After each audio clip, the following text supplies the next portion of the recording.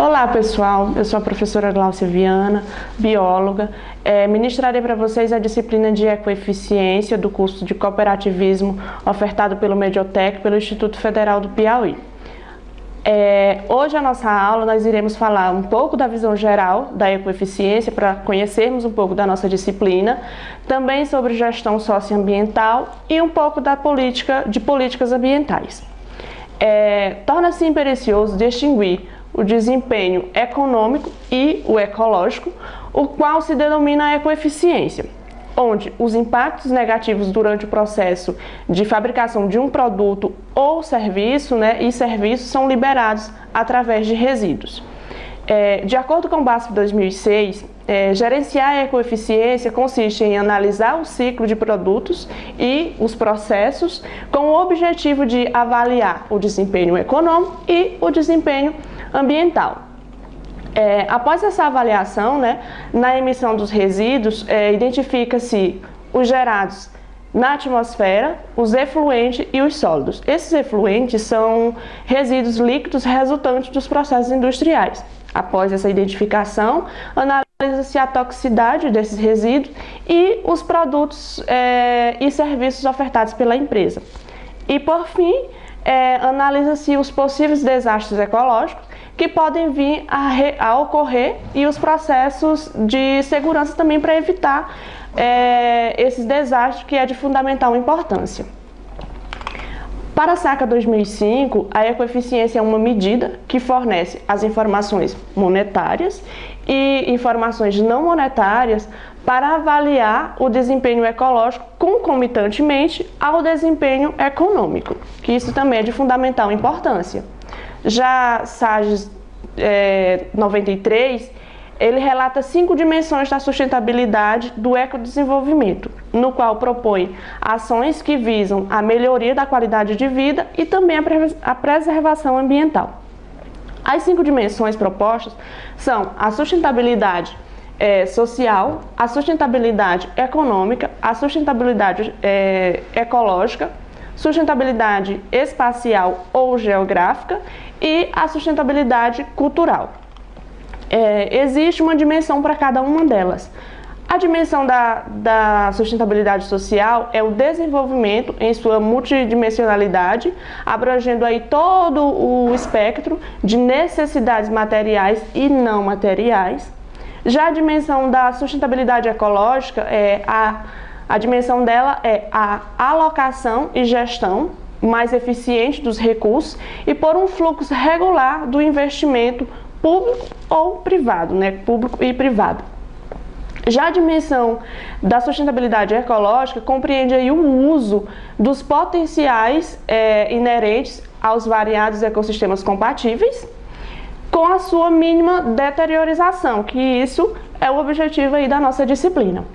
Já a sustentabilidade espacial ou geográfica, ela pressupõe evitar a excessiva concentração geográfica de populações, de atividade de poder e busca aí uma relação cidade-campo mais equilibrada. Já a sustentabilidade cultural é o conceito normativo de ecodesenvolvimento em uma pluralidade de soluções particulares que respeitem as especificidades de cada ecossistema, de cada cultura e de cada local.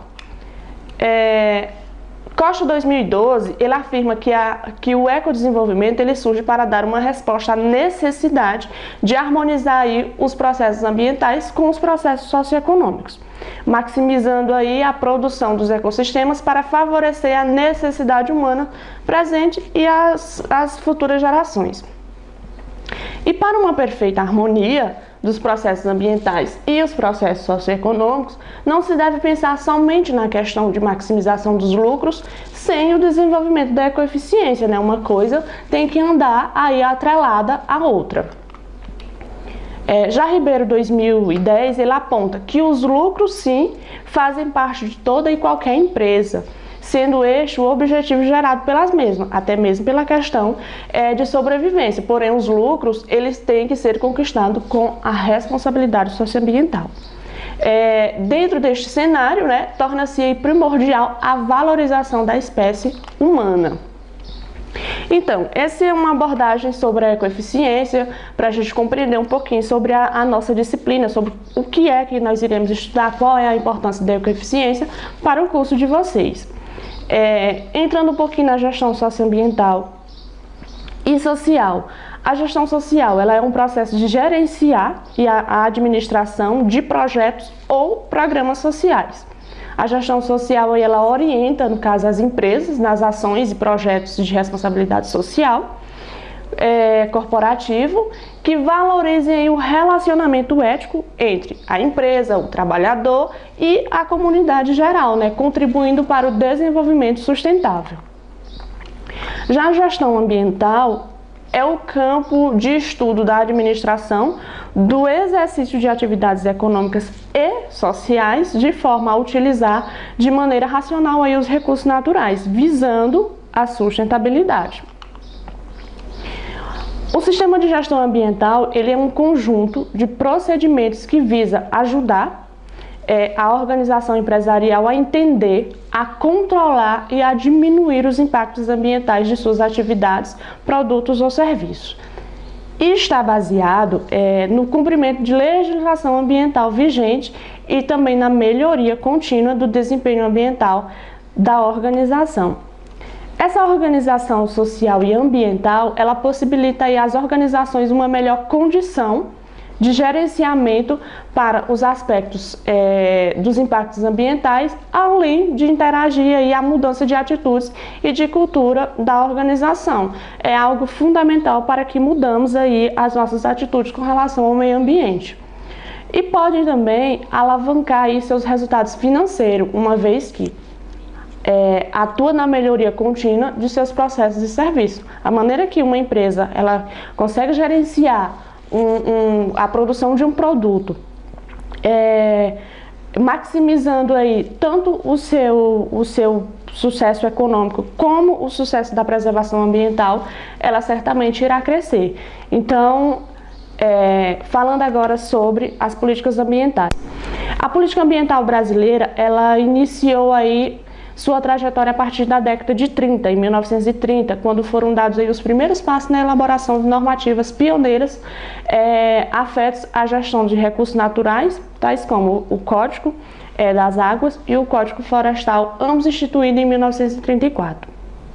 Desde então, o país ele tem avançado gradualmente, tanto no estabelecimento de importantes marcos legais na temática, como no processo de institucionalização das políticas públicas e de meio ambiente. E aí vem a questão de regulamentar essas políticas ambientais. As políticas ambientais regulatórias, elas envolvem a elaboração de leis ambientais ou regulamentam normas e acessos dos recursos naturais, bem como a criação de aparatos institucionais para supervisionar e garantir o cumprimento dessa lei, das leis já legalizadas. No Brasil, assim também como em outros em âmbitos internacionais, percebeu-se a necessidade de promover ações em defesa do meio ambiente. Também algo assim que foi um marco para a nossa história. O desenvolvimento de uma consciência ecológica, ela acentuou-se em especial após a Conferência das Nações Unidas em Estocolmo em 1972. Essa reunião ela trouxe a atenção que a ação antrópica do homem tem causado danos nocivos ao meio ambiente, criando severos riscos para o bem-estar e sobrevivência da humanidade. Pouco depois dessa conferência, foram instituídos no Brasil a Secretaria Especial do Meio Ambiente, que foi em 1973. E logo depois veio também a Companhia de Desenvolvimento do Vale do São Francisco, a CODEVASF. E apesar de tais ações, a criação desses institutos, a política dos militares contradizia a discussão internacional sobre o meio ambiente, levando o país a sofrer pressões externas para que tomasse medidas em favor da natureza. E isso culminou com a aprovação da Lei de Política Nacional do Meio Ambiente de número 6.938/81 e com a criação de importantes órgãos como o Conselho Nacional do Meio Ambiente, que é o CONAMA, e também um Sistema Nacional do Meio Ambiente, o SISNAMA. As ações ambientais, elas ganham um novo ímpeto com a promulgação da Constituição Federal do Brasil de 1988, que contém aí um artigo específico em defesa da natureza. E em 1992 aconteceu aí a Conferência das Nações Unidas sobre o Meio Ambiente, né, e Desenvolvimento, que foi sediado no Rio de Janeiro.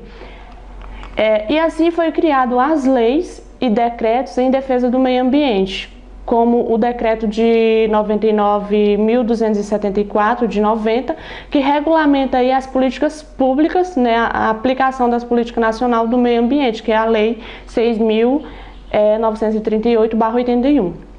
Outra medida foi a criação de diversos órgãos com a finalidade aí de atuar na gestão ambiental por meio da Lei 8.028 de 1990, e entre estes destaca-se a criação do Conselho Nacional do Meio Ambiente, o CONAMA, a Secretaria do Meio Ambiente da Presidência da República, que é o órgão executor do governo federal.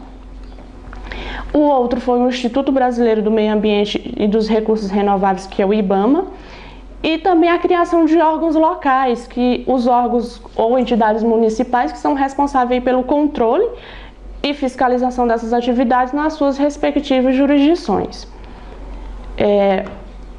Essa estrutura administrativa, né, ela sofreu uma mudança em 1992, quando quando foi criado aí a Secretaria do Ministério do Meio Ambiente, o MMA. Um ano depois, ele foi transformado em Ministério do Meio Ambiente da Amazônia Legal.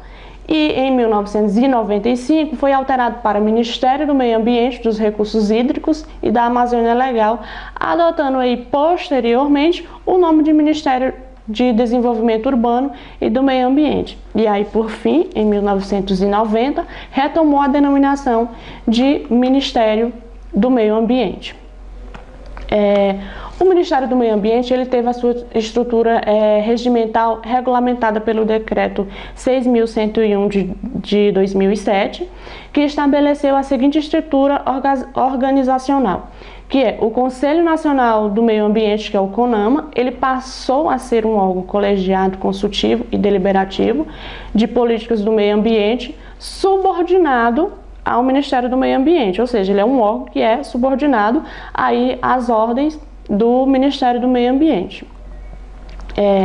Já por outro lado, o Instituto Brasileiro do Meio Ambiente e dos Recursos Naturais e Renováveis, que é o IBAMA, e também o ICMBio, que é o Instituto Chico Mendes de Conservação da Biodiversidade, também o Instituto de Pesquisa de Jardim Botânico do Rio de Janeiro e a ANA, que é a Agência Nacional das Águas. Esses institutos, eles encontram-se também na condição de autarquia com poderes de execução das políticas ambientais que são vinculados ao Ministério do Meio Ambiente.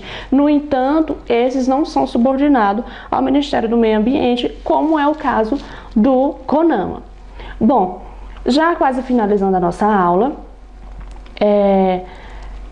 fazendo um breve resumo sobre o que nós vimos aqui, nós vimos um pouco sobre a ecoeficiência, né, que é uma medida que fornece informações monetárias juntamente com a não monetária para avaliar o desempenho ecológico, concomitantemente o desempenho econômico, e também um pouquinho sobre a gestão ambiental, que é o campo de estudo da administração do exercício de atividades econômicas, sociais, de forma a utilizar de maneira racional os recursos naturais, visando aí a sustentabilidade. E vimos também aí as diferentes fases de implantação das políticas ambientais no Brasil, até chegarmos onde estamos hoje aí, ainda um pouco defasado, podendo assim dizer, as políticas ambientais que às vezes nem sempre são cumpridas, mas que nós temos um papel importante na aplicação dessa lei, no cumprimento dessa lei. Então, pessoal, nós nos encontraremos na nossa próxima aula, nossa aula de número 2, e foi muito bom estar com vocês aqui. Até a próxima aula.